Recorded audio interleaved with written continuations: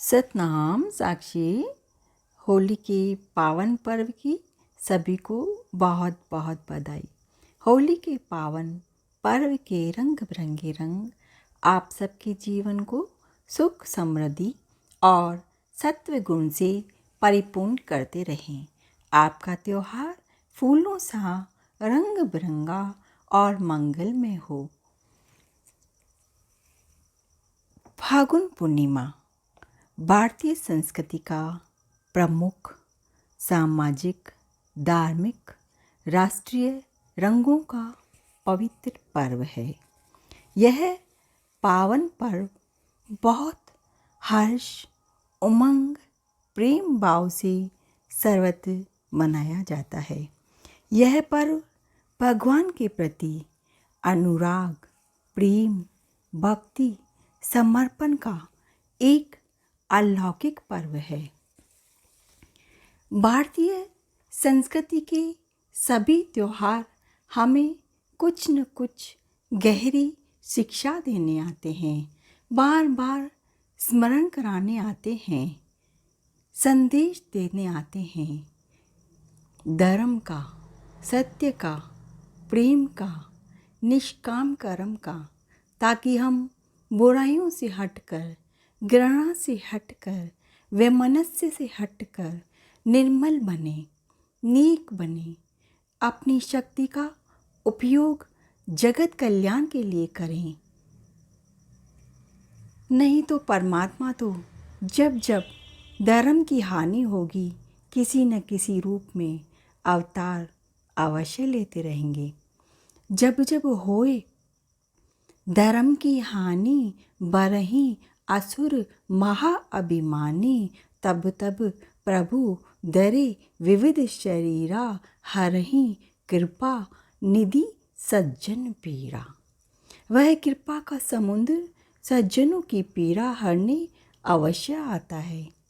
शरीर तो मरण धर्मा है, सभी के शरीर एक दिन नष्ट हो जाएंगे। तो हम प्रयास करें, हमारे पास जो भी शक्ति है, तन की, मन की या धन की। तन से हम सेवा कर सकते हैं, मन से हम किसी का उत्साहवर्धन कर सकते हैं, तो धन से किसी की मदद कर सकते हैं। जहाँ तक हो सके हमारा प्रयास सबके कल्याण के लिए होना चाहिए। होली मात्र लकड़ी के ढेर जलाने का त्योहार नहीं है। यह तो चित्त की दुर्बलताओं को दूर करने का, मन की मलिन वासनाओं को जलाने का पवित्र दिन है। अपने दुर्गुणों, व्यसनों व बुराइयों को जलाने का पर्व है होली। अच्छाइयाँ ग्रहण करने का पर्व है होली। समाज में स्नेह का संदेश फैलाने का पर्व है होली। होली के दिन सत्य की जीत हुई, निर्मल मन की जीत हुई, बालक प्रहलाद की विश्वास की जीत हुई, भक्त के समर्पण की जीत हुई। सत्य जीता, श्रद्धा जीती और अहंकार हारा। अगर हम में भी पूर्ण निर्मलता, पूर्ण सत्यता, पूर्ण भक्ति, पूर्ण समर्पण उतर आए परमात्मा के प्रति, तो होलिका की तरह हमारे विकारों का भी दहन हो जाता है।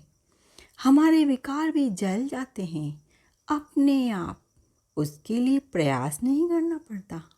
प्रयास तो हमारे मन को निर्मल बनाने का, प्रयास हमारे प्रभु पर दृढ़ विश्वास का, प्रयास अटल भक्ति का, प्रयास हमारे समर्पण का होना चाहिए।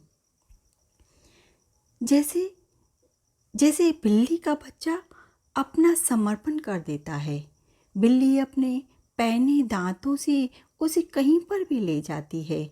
बच्चे को विश्वास है कि दांतों के बीच रहकर भी उसे कोई कष्ट नहीं होगा। ऐसा विश्वास, समर्पण होना चाहिए और बंदरिया के बच्चे जैसी मजबूत पकड़ होनी चाहिए। बंदरिया छतों से कूदती हुई वृक्षों पर कूदती फांदती है। इतनी ऊंचाइयों से उछलते कूदते बच्चा अपनी माँ को मजबूती से पकड़ता है। हम भी कष्टों से विचलित ना हों। सद्गुरु रूपी माँ में, परमात्मा रूपी माँ में विश्वास रखें और मजबूत पकड़ रखें। जैसे भक्त प्रहलाद ने अपना समर्पण, पूर्ण विश्वास रखा, मजबूत पकड़ रखी। दुखों और कष्टों में भक्त प्रहलाद थोड़ा सा भी विचलित ना हुए। निरंतर राम नाम के रंग में रंगे रहे, क्योंकि राम नाम के प्रभाव से जहर भी अमृत बन जाता है, शत्रु लोग सज्जन बन जाते हैं, अगाध सागर गोपद के समान छोटा बन जाता है, धधकती आग शीतल बन जाती है। तभी तो पर्वतों से गिराए जाने पर भी भक्त प्रहलाद का बाल भी बांका न हुआ, अग्नि उसे जला न सकी, आग के समान धधकता खंभा शीतल हो गया। भक्त प्रहलाद की श्रद्धा विश्वास द्वारा खंभे से नृसिंह रूप में प्रकट होकर भगवान ने हिरण्यकश्यप को मारकर प्रभु परमात्मा ने प्रहलाद की जय की, उसके विश्वास को कायम रखा। ठीक उसी प्रकार जीव का जब सतगुरु में, जीव का जब संतों में, जीव का जब शास्त्रों में, जीव का जब भगवान में विश्वास होगा, तो विश्वास रूपी खंभे से आत्मा नृसिंह रूप में प्रकट होकर मन रूपी हिरण्यकश्यप को मारकर त्रिविध तापों को दूर कर मुक्त बनाकर जन्म मरण के चक्कर से निवृत्ति देगी। तो हम भी अपने विकारों को परमात्मा के ज्ञान से, ज्ञान अग्नि में अपने विकारों को जला दें। जैसे बुने हुए अन्न से फिर से अंकुर नहीं निकलता, उसी तरह हम भी अपने विकारों को सतगुरु कृपा से जलाने का प्रयास करें। भक्त प्रहलाद जैसे गुण अपनाएं।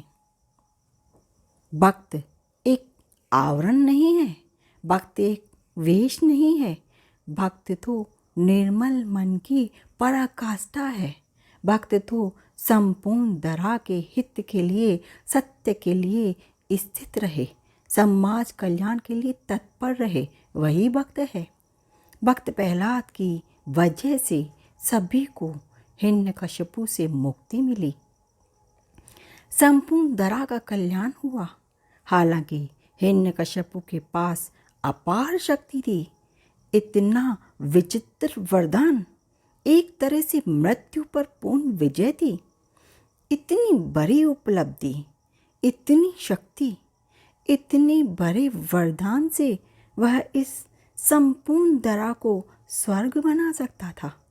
अपनी शक्ति का प्रयोग बड़े से बड़े पुण्य के लिए कर सकता था, ऊंचा से ऊंचा कार्य कर सकता था, पर अहंकार के कारण सब नष्ट हो गया। जो परमात्मा इतना बड़ा वरदान दे सकता है, निश्चित रूप से वह वरदान से भरा ही होगा। जो देना जानता है वह लेना भी जानता है।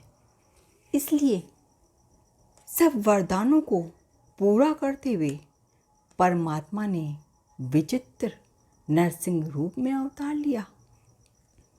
प्रहलाद के पास कुछ भी नहीं था, पर सत्य था, प्रभु भक्ति थी, निर्मल मन था, सबके हित कल्याण की भावना थी, समर्पण था।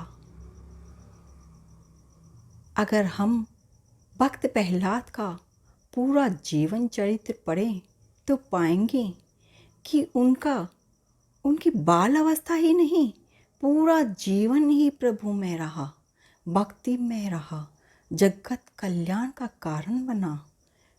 तो हम भी अपने विकारों की होली जलाकर, प्रेम प्रीति का रंग घोलकर,